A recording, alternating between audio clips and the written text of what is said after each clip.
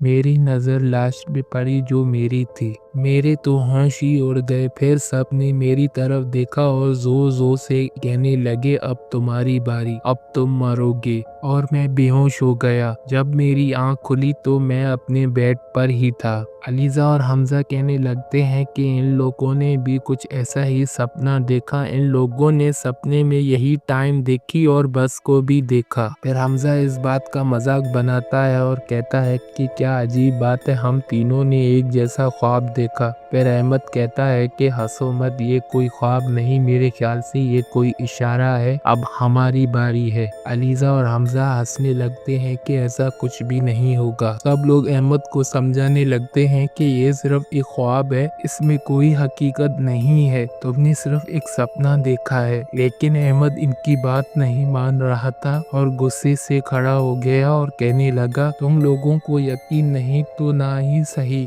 लेकिन कुछ तो अजीब हो रहा है। और ये कहते ही अहमद वहाँ से चला जाता है। सब लोग अहमद को रोकने की कोशिश करते हैं लेकिन अहमद नहीं रुकता और चला जाता है। फिर हमज़ा कहता है कि शायद अहमद काफ़ी डर गया होगा, हमें उसे टाइम देना चाहिए, वो खुद ठीक हो जाएगा। सब लोग हमज़ा की बात से एग्री करते हैं और अपने घर के लिए निकल जाते हैं। अलीज़ा हमज़ा को घर छोड़ने के लिए कहती है और वो दोनों साथ घर के लिए निकलते हैं। घर पहुंचते ही आसिम अहमद की बातों के बारे में सोच रहा होता है, क्योंकि उसको भी ये बात अजीब लग रही थी, आखिर तीनों ने एक जैसा ख्वाब कैसे देखा। फिर आसिम इस मसले के लिए सबको कॉल करके अहमद के घर पहुंचने के लिए कहता है। कुछ देर बाद आसिम, सारा, किंजा अहमद के घर पहुंचते हैं तो वहाँ कोई नहीं होता। वो लोग अहमद को कॉल करते हैं और आवाजें देते हैं लेकिन अहमद उनको जवाब नहीं देता। ये लोग काफी घबरा जाते हैं कहीं अहमद के साथ कुछ ना हुआ हो। फिर किंजा अलीज़ा को कॉल करती है, उसका फोन बंद होता है। आसिम भी हमज़ा को फोन ट्राई कर रहा होता है, उसका भी फोन बंद होता है। कुछ देर बाद आसिम को अहमद का कॉल आता है और वो कहता है कि फौरन हॉस्पिटल आओ।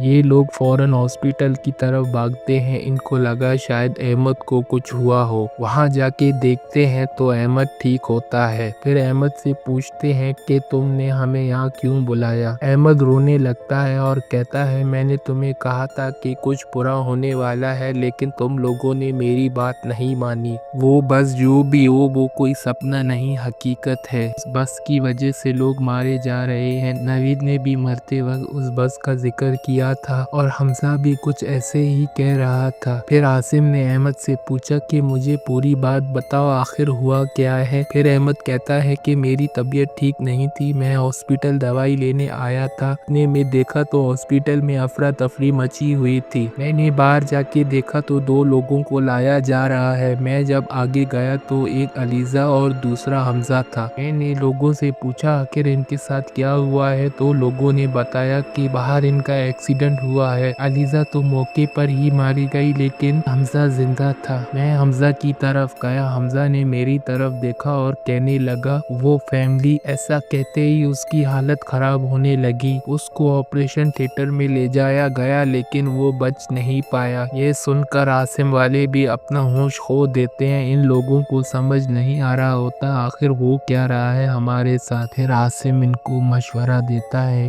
कि हम चारों को साथ में रहना चाहिए। फिर ये चारों मिलकर मसले का हल ढूंढना शुरू कर देते हैं। फिर सारा कहती है कि हमज़ा किस फैमिली के बारे में बात कर रहा होगा, कहीं उस बस में कोई फैमिली के बारे में तो बात नहीं कर रहा। फिर किंजा कहती है कि हमें रिकॉर्ड देखने चाहिए उस बस के, कि उस बस में कौन कौन सवार था और उस बस में मारा गया। ये लोग उस एक्सीडेंट का रिकॉर्ड देखते हैं और इनको पता चलता है कि उस बस में एक फैमिली भी ट्रेवल कर रही होती है। ये लोग उस फैमिली का एड्रेस निकालते हैं और मदद के लिए वहां चले जाते हैं। ये लोग आसपास के लोगों से बात करते हैं और उनसे उस फैमिली के बारे में पूछते हैं लेकिन कोई इनको जवाब नहीं दे रहा होता। फिर एक शख्स इनके पास आता है और कहता है, कौन हो तुम लोग और क्या पूछना चाहते हो? फिर आसिम एड्रेस दिखाता है और कहता है कि जो फैमिली इस एड्रेस में रहती थी इसके बारे में हमें सब बताओ। वो शख्स इनकी तरफ देखता है और कहता है, लगता है बहुत कुछ हुआ है तुम लोगों के साथ और आगे भी होने वाला है। क्या तुम लोग नहीं जानते अंकल असलम की डरावनी कहानी के बारे में? मैं तुम्हें किसी का एड्रेस देता हूँ, जाओ उससे बात करो, शायद वो तुम्हारी कोई मदद कर पाए।